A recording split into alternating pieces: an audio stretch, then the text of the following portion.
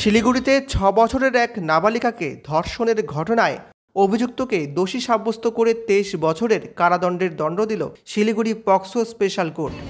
জানা গেল ২০১৭ সালে এই ঘটনাটি ঘটে চম্পাশাড়ি সংলগ্ন একটি এলাকায়। দোষী ব্যক্তি এলাকারই বাসিন্দা। ওই নাবালিকাকে চকলেট দেওয়ার নাম করে এক প্রাচীরের পেছনে নিয়ে গিয়ে ধর্ষণ করেছিল। বাচ্চা একটা ৬ বছরের মেয়ে, রেপ কাকে বলে কিছুই বোঝে না সে। কাউকে কিছু বললে নাবালিকাকে খুন করার হুমকিও দেয় সে। তবে পরবর্তীতে পরিবারের সদস্যরা ঘটনা জানতে পারলে প্রধাননগর থানায় লিখিত অভিযোগ দায়ের করে। ২০১৭ সালের ২৮শে সেপ্টেম্বর অভিযোগ দায়ের হয়। পরবর্তীতে মহিলা থানায় সেই মামলা হস্তান্তর করা হয়। অবশেষে সাজা ঘোষণা হওয়ায় খুশি নাবালিকা পরিবারের সদস্যরা। অভিযুক্ত কিরণ ওরাওকে ২০ বছরের সাজা, আরও ২টি ধারায় অতিরিক্ত ৯ বছরের সাজা সহ ৪০,০০০ টাকা জরিমানা করল Siliguri POCSO special court. Additional session জাজ পক্সো স্পেশাল কোর্ট অনিতা মেহরুত্রা মাথরের এজলাসে সেই রায় হয়েছে।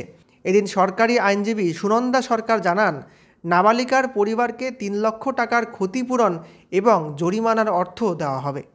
চকলেট দেওয়ার নাম করে ওকে ওখানে একটা প্রাচীর ছিল, তা সেই ধারে নিয়ে যায়, ইসেকে ভিকটিম গার্লকে ওই জায়গায় নিয়ে গিয়ে প্রাচীরটার ভেতরে নিয়ে গিয়ে ওকে আনড্রেস্ট করে ওর উপরে শুয়ে পড়ে এবং পেনিট্রেশন করে এবং তারপরে ওকে ধমকি দেয় যে তুমি এই ঘটনাটা যদি কাউকে বলো তাহলে তোমাকে মেরে ফেলা হবে।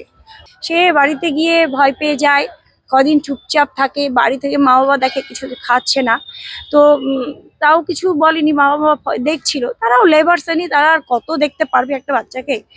এরপরে কদিন পরে পেট ব্যথা শুরু হয় তার, তখন লোকাল ডাক্তারকে দেখিয়ে কিছু মেডিসিন খায় এবং তারপরে আরও পেট ব্যথা, তখন এরা শিলিগুড়ি হসপিটালে নিয়ে আসে।